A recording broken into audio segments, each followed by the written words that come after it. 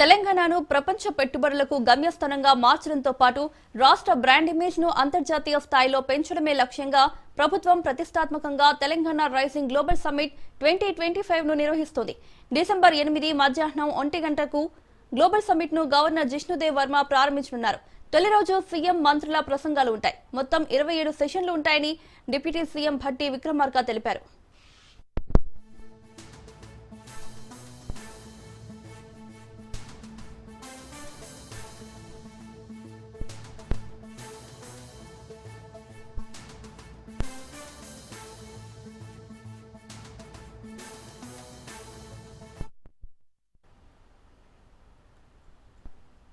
ఎనిమిది 9 తేదీల్లో భారత్ ఫ్యూచర్ సిటీలో తెలంగాణ గ్లోబల్ రైజింగ్ 2025 సమ్మిట్ ను రాష్ట్ర ప్రభుత్వం నిర్వహిస్తోందని డిప్యూటీ సీఎం తెలిపారు. ఇది పూర్తిగా ఎకనామిక్ సమ్మిట్ అని ఆయన స్పష్టం చేశారు. 2047 నాటికి తెలంగాణ 3 ట్రిలియన్ల ఆర్థిక వ్యవస్థను సాధించడమే లక్ష్యంగా నిర్వహిస్తున్నామన్నారు. నీతి ఆయోగ్, ఐఎస్బీ, హైదరాబాద్ సలహాలు సూచనలతో విజన్ డాక్యుమెంట్ రూపొందించడం జరిగిందన్నారు. సీఎం రేవంత్ నాయకత్వంలోని మొత్తం క్యాబినెట్ అంతా కలిసి ఆలోచనలు చేసి విజన్ డాక్యుమెంట్ రూపొందించినట్లు చెప్పుకొచ్చారు. ఈ కార్యక్రమంలో అంతర్జాతీయ స్థాయిలో పేరొందిన ఎకనామిస్టులు ప్రసంగిస్తారని డిప్యూటీ సీఎం భట్టి విక్రమార్క తెలిపారు.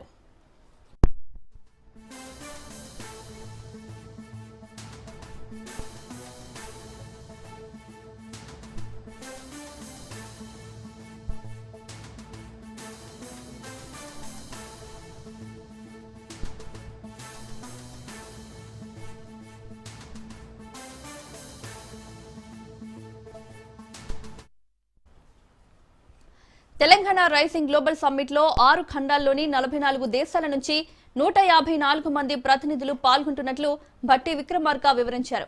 ఒక్క అమెరికా నుంచే 46 మంది ప్రతినిధులు ఈ సమ్మిట్ లో పాల్గొంటున్నట్లు చెప్పారు. రాష్ట్రంలోని అన్ని రాజకీయ పార్టీలను ఈ కార్యక్రమానికి ఆహ్వానిస్తున్నామన్నారు. స్వయంగా అధికారులే వెళ్లి వారిని ఆహ్వానించడం జరుగుతుందని చెప్పారు. ముఖ్యమంత్రి రేవంత్ రెడ్డి, తాను సహచర మంత్రులు అందరం స్వయంగా వెళ్లి ముఖ్యులను ఆహ్వానించడం జరిగిందని భట్టి విక్రమార్క అన్నారు. అన్ని రాష్ట్రాలకు సమాచారం ఉండాలని అందరినీ పిలవడం జరిగిందన్నారు.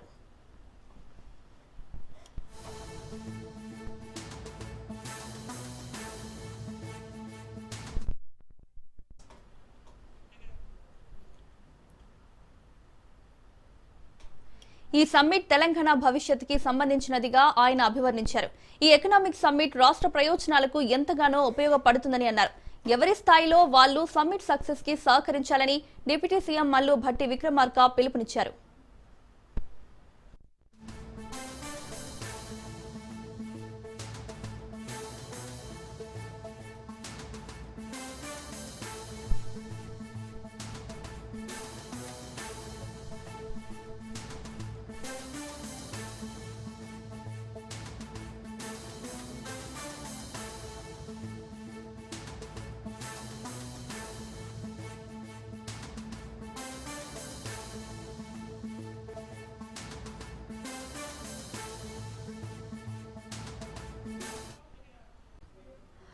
శంషాబాద్ ఎయిర్పోర్టులో ఇండిగో విమానాల రద్దు పరంపర 6 రోజు కొనసాగింది. ఇవాళ కూడా ఏకంగా 117 విమాన సర్వీసులను రద్దు చేయడంతో ప్రయాణికులు గందరగోళానికి గురయ్యారు. వరుసగా విమానాలు రద్దు కావడంతో వేలాది మంది తమ ప్రయాణాలను వాయిదా వేసుకోవాల్సి వచ్చింది.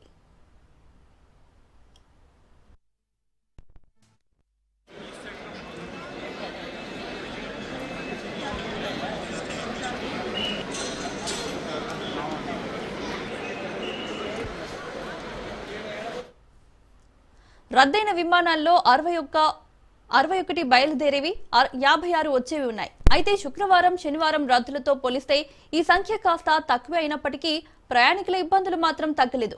డిసెంబర్ 2 నుంచి ఇప్పటి వరకు శంషాబాద్ విమానాశ్రయంలో 500కు పైగా ఇండిగో సర్వీసులు రద్దయ్యాయి.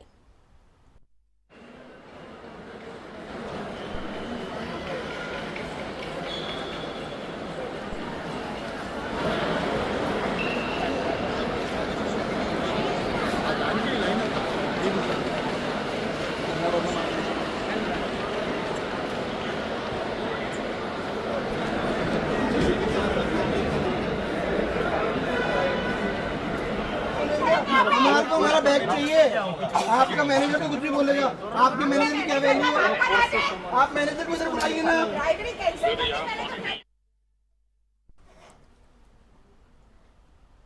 విమానాల రద్దుతో ఆగ్రహానికి గురైన ప్రయాణికులు ఇండిగో సిబ్బందితో వాగ్వాదానికి దిగారు.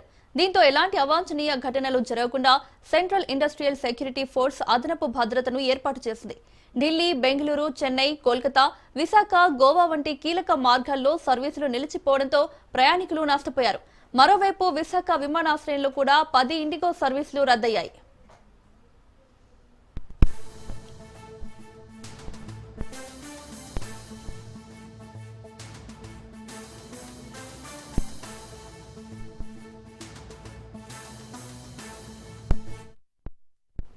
ప్రయాణికుల రద్దీని దృష్టిలో ఉంచుకుని స్పైస్ జెట్ అదనపు విమానాలను నడుపుతోంది. రోడ్డు రవాణా సంస్థ బెంగళూరు, చెన్నై, విజయవాడ, రాజమండ్రి వంటి నగరాలకు ప్రత్యేక బస్సులను ఏర్పాటు చేసింది.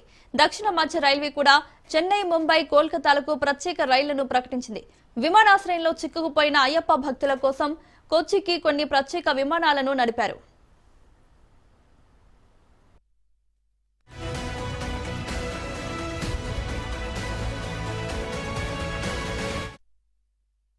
ప్రయాణికులకు తీవ్ర ఇబ్బందులు కలిగిస్తూ భారీ సంఖ్యలో విమానాలను రద్దు చేస్తున్న ఇండిగో ఎయిర్లైన్స్ పై డీజీసీఏ కఠినంగా వ్యవహరిస్తోంది. ఇప్పటికే సంస్థ సీఈఓ పీటర్ ఎల్బర్ట్స్ కు నోటీసులు జారీ చేసిన ఒక్కరోజు వ్యవధిలోనే తాజాగా ఇండిగో అకౌంటబుల్ మేనేజర్ కు కూడా షోకాజ్ నోటీసులు ఇచ్చింది.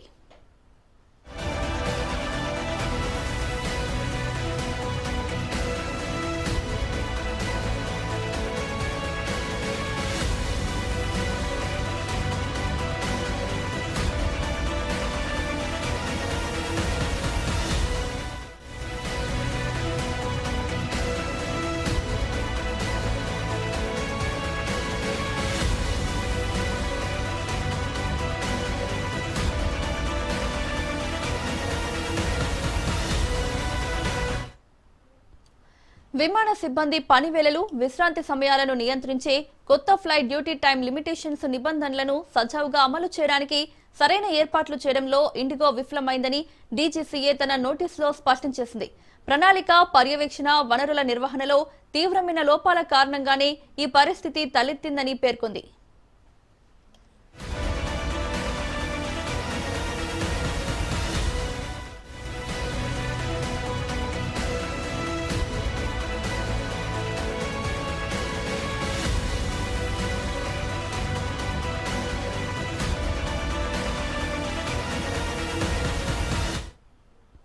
ఈ వైఫల్యం వల్ల ఇండిగో సంస్థ ఎయిర్ క్రాఫ్ట్ రూల్స్ 1937లోని రూల్ 42A పాటు సివిల్ ఏవియేషన్ రిక్వైర్మెంట్స్ లోని పలు నిబంధనలను ఉల్లంఘించినట్లు డీజీసీఏ గుర్తించింది. విమానాలు రద్దయినప్పుడు ప్రయాణికులకు నిబంధనల ప్రకారం అవసరమైన సహాయం, సౌకర్యాలు కల్పించడంలో కూడా విఫలమైందని తెలిపింది.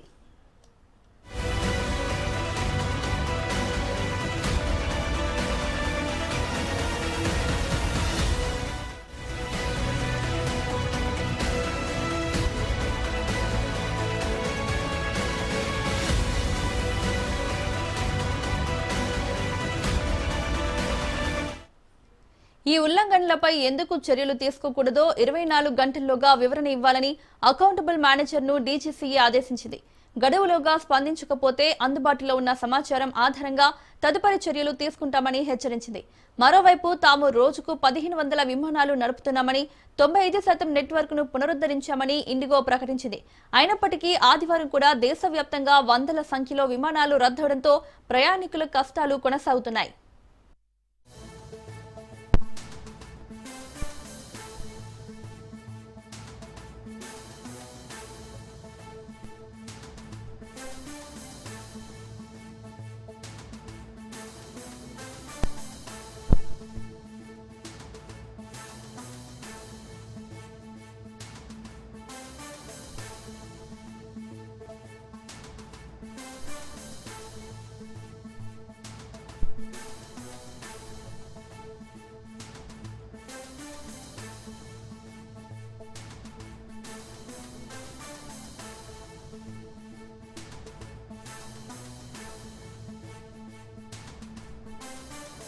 Welcome back.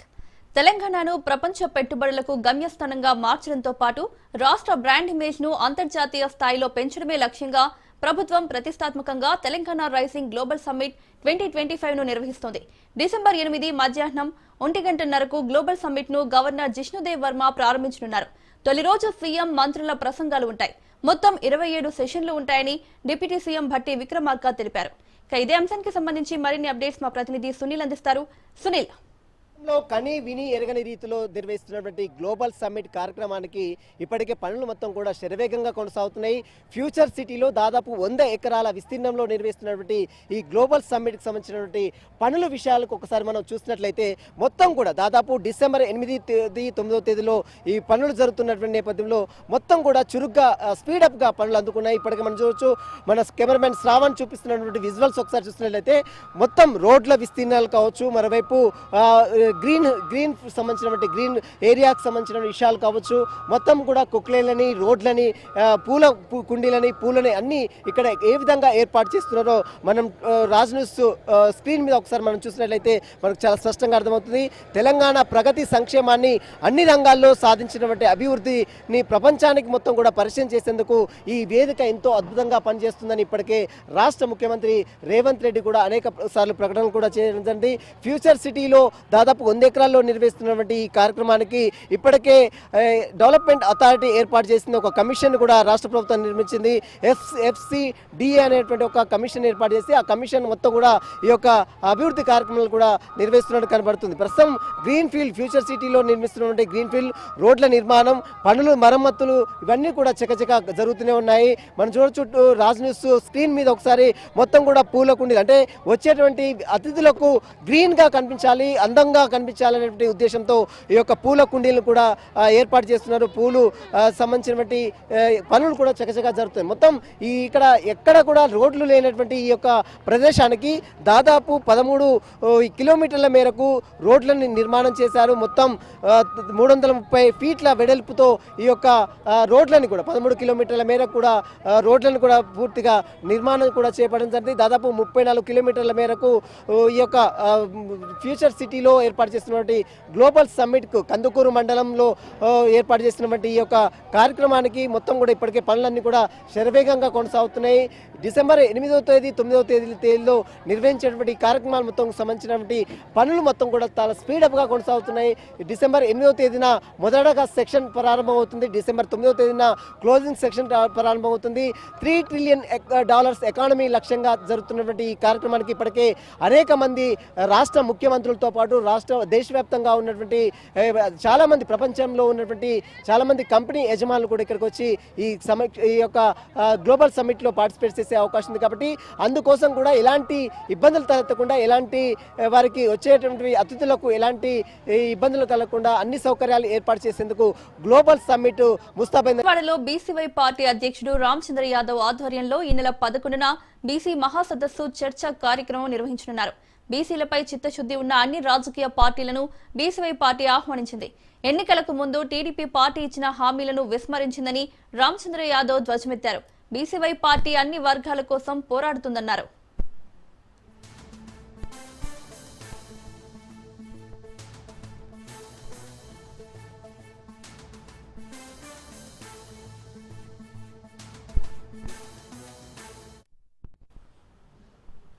తెలంగాణలో అధికార కాంగ్రెస్ ప్రభుత్వం 2 ఏళ్ల పాలన పూర్తి చేసుకున్న రాష్ట్ర ప్రభుత్వంపై బీజేపీ సమరశంఖం పూరించింది. ఇందిరా పార్క్ వేదికగా బీజేపీ ప్రజా వంచన దినం పేరిట భారీ మహాధర్నా కార్యక్రమాన్ని నిర్వహించింది. ఈ ధర్నాలో కేంద్ర మంత్రి Kishan Reddy, BJP chief Ramachandra Rao, MLA Venkataramana Reddy, MLC Anji Reddy, Komaraiah పాల్గొన్నారు. ఈ మహాధర్నాలో రాష్ట్ర ప్రభుత్వంపై ఛార్జ్ షీట్ ను బీజేపీ విడుదల చేసింది. కాంగ్రెస్ ఇచ్చిన 6 గ్యారంటీలతో సహా వివిధ వర్గాలకిచ్చిన దాదాపు 420 హామీలను ప్రభుత్వం అటకెక్కించిందని బీజేపీ నేతలు విమర్శించారు.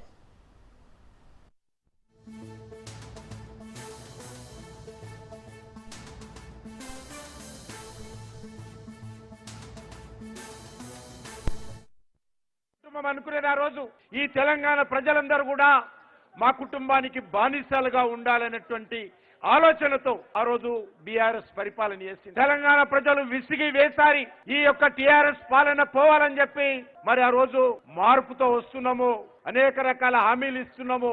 ఆ రోజు బీఆర్ఎస్ కు వ్యతిరేకంగా కాంగ్రెస్ పార్టీకి ఓటు వేయడం జరిగింది. మరి కాంగ్రెస్ పార్టీ సోనియా గాంధీ నాయకత్వంలో, రాహుల్ గాంధీ నాయకత్వంలో, ప్రియాంక గాంధీ నాయకత్వంలో, రేవంత్ రెడ్డి నాయకత్వంలో అనేక రకాల హామీలు ఇచ్చారు. ఈ రోజు 2 సంవత్సరాలు కావస్తుంది. మరి ఈ రోజు రేవంత్ రెడ్డి రాష్ట్రమంతా పర్యటిస్తా ఉన్నాడు. 2 సంవత్సరాల విజయోత్సవ పాలన పేరు మీద తెలంగాణలోని ముఖ్యమైనటువంటి ప్రాంతాల్లో పర్యటిస్తా ఉన్నారు. పార్టీ తరఫున, ప్రభుత్వం తరఫున ఉత్సవాలు నిర్వహిస్తా ఉన్నారు. నేను ఈ సందర్భంగా ముఖ్యమంత్రి రేవంత్ రెడ్డి గారు ఒకటే సవాల్ చేస్తా ఉన్నాను. రేవంత్ రెడ్డి గారు, మీరు ఏ ముఖం పెట్టుకొని ఈ యొక్క ఉత్సవాలు నిర్వహిస్తున్నారో ఈరోజు తెలంగాణ ప్రజలు నిన్ను ప్రశ్నిస్తుందని అడుగుతా ఉన్నాను. హనుమకొండ జిల్లా కమలాపూర్లో సర్పంచ్ ఎన్నికల ప్రచారం ఊపందుకుంది. ప్రచార కార్యక్రమంలో భాగంగా బీజేపీ ఎంపీ ఈటెల రాజేందర్ భారీ ర్యాలీలో పాల్గొని గ్రామమంతా నడిచి ప్రజలకు అభివాదం చేశారు. ఈ సందర్భంగా ఆయన ప్రతి ఇంటి వద్ద ఆగి తమ అభ్యర్థికి ఓటు వేయాలని కోరారు.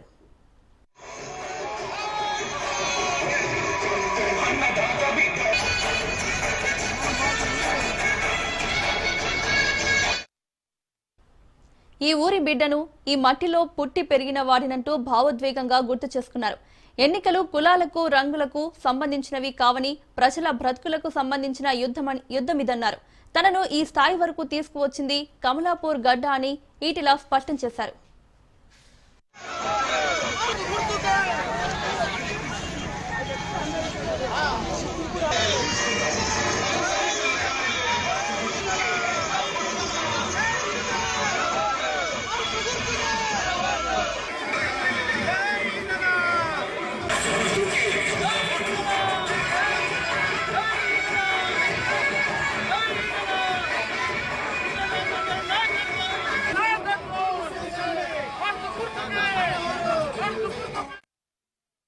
కాంగ్రెస్ ప్రభుత్వంపై ఈటెల మండిపడ్డారు. కాంగ్రెస్ ప్రభుత్వం వచ్చిన 2 ఏళ్లుగా సర్పంచుల బిల్లుల చెల్లింపులు నిలిచిపోయాయని విమర్శించారు.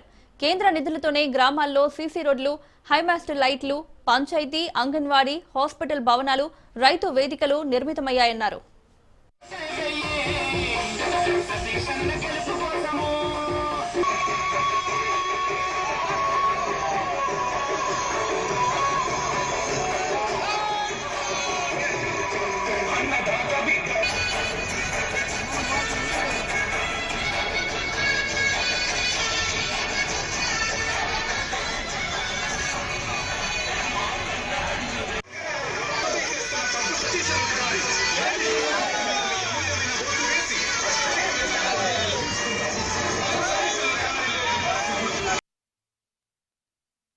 పరిమంతం ఎన్నుకుంటే 5 ఏళ్ళు నీకేమవసరంగా పెడతారు తప్ప ఇవాళ 5,000 రూపాయలు 2,000 రూపాయలు ముఖ్యమా? అవసరం వచ్చినప్పుడు 10 లక్షల రూపాయలు పెట్టి మనిషిని కాపాడ ముఖ్యమా? ఏది ముఖ్యమా? ఒకసారి ఆలోచన చేస్తాడు. ఇవాళ దావు తింటాడు వాడు, ఇవాళ చికెన్ పెడతాడు వాడు, ఇవాళ బంగం పెడతాడు వాడు, ఇవాళ వాడికి కుక్కలకు వేసామంటాడు వాడు, నీకు 2,000 రూపాయలతో వేసామంటాడు వాడు, నీకు క్వార్టర్ ఇస్తే వేసామంటాడు వాడు. మరి ఎవరు కావాలో మీరు తేల్చుకోమని మనం చేస్తాం. నేను ఇవాళ ఎన్నడూ గ్రామ పంచాయతీ ఎన్నికలప్పుడు రాలే, కానీ ఇవాళ ఎందుకు వచ్చినా మళ్ళా మా ఊళ్ళో ఆగం కాగల. ఇక్కడ మొత్తం పైసలు వాళ్ళందరూ ఒకటైతున్నాడు. నేను ఇక్కడ చెప్పతున్నా, కొంతమంది నాతో తిరిగే వాళ్ళు కూడా మళ్ళీ అభివృద్ధిని చెప్పి నాకు ఫోన్ చేస్తాను. పద్మశాలీలకి, చేనేత కార్మికులకి 20 సంవత్సరాలు కాలుకు ములిగితే పన్నుతో పీకినోడు ఈటెల్లాండరే ఎవరు లేరు. గుర్తుపెట్టుకోండి. నేను నా ఆఫీసులో అన్నం పెట్టి, నా ఆఫీసులో మీటింగ్లు పెట్టి వాళ్ళకి ఏం కావాలో చేసే బిడ్డలు. ఇవాళ నాకు ఒక గౌడ్స్, లేకపోతే ముద్రాజు, ఒక ఎస్సీ, ఒక బీసీల పదవి లేకుండా పొత్తుల సభ్యుగా అందరి బిడ్డగా ఇక్కడ పనిచేసిన నేను. కాబట్టి పావని గెలిపాలి, లేవని గారు గెలిపించాల్సింది. ప్రజల మధ్యలో ఉండేవాని గెలిపించండి. ప్రజల కష్టాలను నెరవేర్చడానికి మీరు ఇవాళ కులాన్ని అడ్డం పెట్టుకొని చేసే ప్రయత్నం చేయాలని చెప్పి నేను మనవి చేస్తూ, మీరు చూస్తున్నారు దీనికి ఏం సంబంధం అంటుంది. అరే ముఖ్యం సంబంధం అంటుంది. నాకు 20 ఏళ్ల బంధం ఈ ప్రజలతో, హుజురాబాద్ ప్రజలతో నాకు 25 ఏళ్ల బంధం ఉంది, నిత్యం బంధం ఉంది. వాళ్ళ కన్నీళ్ళలో నేనున్నా, వాళ్ళ దుఃఖంలో నేనున్నా, వాళ్ళ కష్టంలో నేనున్నా, వాళ్ళ ఆపదలో నేనున్నా, వాళ్ళ అవసరంలో కూడా నేనున్నా. అన్నిటికీ మిక్కిలి ఏ కుటుంబానికి ఆ కుటుంబమే మావోడు అని చెప్పుకున్నటువంటి స్థాయికి ఉన్న బిడ్డను పట్టుకొని ఇవాళ మీరికేం సంబంధం హుజురాబాద్తో అంటే ఓడు, మీరెందుకు వస్తారంటే తోడంటారు. బాజప్తావస్థ. ఇది కన్న గడ్డ, ఇది కన్న గడ్డ. పెళ్లికి రాదైనా తల్లికి మాత్రం కొడుకులు అంటాడు, తల్లికి మాత్రం కొడుకులు అంటాడు. ఇవాళ మలకాగిరిలో 4 లక్షల మేరతో గెలిపించినా దాని కారకులు, మొట్టమొదటి కారకులు సమాజానికి పరిచయం చేసే వాళ్ళు ఈ కమలాపూర్. ఇవాళ ఒక్కసారి అన్నం పెడితేనే మర్చిపోం. సత్తి తిన్నరేవును మర్చే జాతి కాదు ఇది. ఇవాళ సత్తి తిన్నరేవు పరిష్కరించే వాళ్ళం కాబట్టి అందుకే మళ్ళీ వచ్చిన మీరు ఆ వార్డు మెంబర్లు ఏందో వాళ్ళు చెప్తారు, సర్పంచ్ ఏందో మీరు చెప్తారు. కాబట్టి దయచేసి మళ్ళీ మోసపోకండి. ఆగం కాకండి. ఈ సతీష్ నాకు తెలిసి లిక్కర్ వ్యాపారం లేదు, ఈ సతీష్కి భూముల వ్యాపారం లేదు. ఈ సతీష్ ప్రజల మధ్యలో ఉండి కో అంటే కో అని బిడ్డగా ఉన్నట్టుగా ఆయన ప్రజల్ని నమ్ముకున్నాడు, ధర్మాన్ని నమ్ముకున్నాడు, ఆయన శ్రమను నమ్ముకున్నాడు. ఒక ఆయన నాకు పైసలు లేవు వెళ్ళిస్తాడు పైసలు. మనుషులకు వెళ్ళగలుగుతాడు, ఎవరైనా అంగట్లో పశువు వెళ్ళగలుగుతాడు, దుకాణం పోతే ఒక వస్తువు వెళ్ళగలుగుతాడు. కానీ ప్రజల ఆత్మగౌరవానికి నిలగట్టేటోడు వాడు మనిషి కాదని చెప్పి మనం చెప్తాం. వాడు మనం అవమానపడుతున్నట్టు అని చెప్పి మనం చెప్తున్నాం. ఇక ఉన్న వాళ్ళకి అంటే ఎవడో రియల్ ఎస్టేట్ చేస్తాడు, హైదరాబాద్ లో చక్కగా దిగుతాడు కార్లలో, వాడు ఓట్లు అడుగుతాడు, చక్కన ఓటుకు 5,000 రూపాయలు ఇస్తాడు. వారికి ఓటు వేసి గెలిపిస్తే మళ్ళీ గదే వ్యాపారం చేసుకుంటాడు తప్ప నీ వాడకట్టులో నీ గుడిసెలలో ఉండే దుఃఖాన్ని చూస్తాడా అని చెప్పి అడుగుతా ఉన్నా. మీరు బంచిపోయి వాళ్ళ ఏడుపుకు వాళ్ళు కొంగు సాపితే మీరు కనికరించి ఓట్లేసిండో ఎనడన్నా నీ బస్తీకొచ్చి నీ గుడిసెకొచ్చి నీ ఆపదలో అండగా నిలిచేవాడు ఎవడన్నా ఉన్నాడా అని చెప్పి అడుగుతా ఉన్నాడా ఎవడన్నా? ఇవాళ అందుకే తాత్కాలికమైన దానికి ఎమోషనల్ కాకండి. ఇవాళ వాడు పెడితే ఒకటే రోజు పెడతాడు, కానీ 10 మంతుని ఎన్నుకుంటే 5 ఏళ్ళు నీకేం అవసరంగా పెడతాడు తప్ప ఇవాళ 5,000 రూపాయలు 2,000 రూపాయలు ముఖ్యమా? అవసరం వచ్చినప్పుడు 10 లక్షల రూపాయలు పెట్టి మనిషిని కాపాడ ముఖ్యమా? ఏది ముఖ్యమా? ఒకసారి ఆలోచన చేసుకోండి. భద్రాద్రి కొత్తగూడెం జిల్లా పినపాక నియోజకవర్గంలోని బీఆర్ఎస్ శ్రేణులు నిరసన చేపట్టారు. మనుగురు అంబేద్కర్ సెంటర్లో కార్యకర్తలు చేపడుతున్న నిరసనల్లో మాజీ ఎమ్మెల్యే కాంతారావు పాల్గొన్నారు. సింగారంలో బీఆర్ఎస్ పార్టీ బలపరిచిన సర్పంచ్ అభ్యర్థి ఎన్నికల ప్రచార వాహనంపై కాంగ్రెస్ కార్యకర్తలు దాడి చేయడం తీవ్ర ఉద్రిక్తతకు దారితీసింది. ఎన్నికల నిబంధనలను ఉల్లంఘిస్తూ ప్రజాస్వామ్యబద్ధంగా జరగాల్సిన ఎన్నికలను కాంగ్రెస్ పార్టీ గూండాలు అడ్డుకుంటున్నారని రేఖా కాంతారావు ఆరోపించారు. ప్రజలు బీఆర్ఎస్ పార్టీ వైపునే ఉన్నారని తెలిపారు. బీఆర్ఎస్ సర్పంచ్ అభ్యర్థులకు వస్తున్న ఆదరణను చూసి ప్రత్యర్థులు ఓర్వలేక ఇటువంటి దాడులకు పాల్పడుతున్నారని రేఖా కాంతారావు ఆరోపించారు. ఈ ఘటనపై వెంటనే చట్టపరమైన చర్యలు తీసుకోవాలని ఎన్నికల అధికారులను పోలీస్ శాఖను డిమాండ్ చేశారు.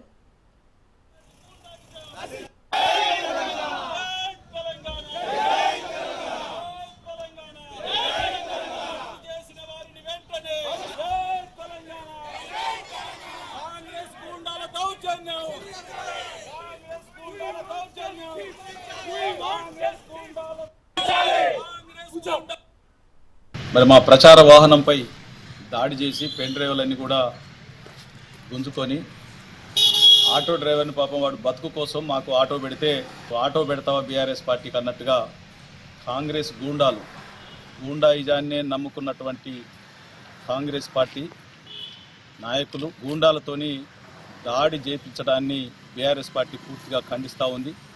వ్యవస్థ మీద నమ్మకం లేక ఎన్నికలంటే ఓటమి భయంతో అర్రాజులో మరి పాట పాడి సర్పంచుల్ని భయపెట్టించి పోటీ చేసే అభ్యర్థుల్ని భయపెట్టించి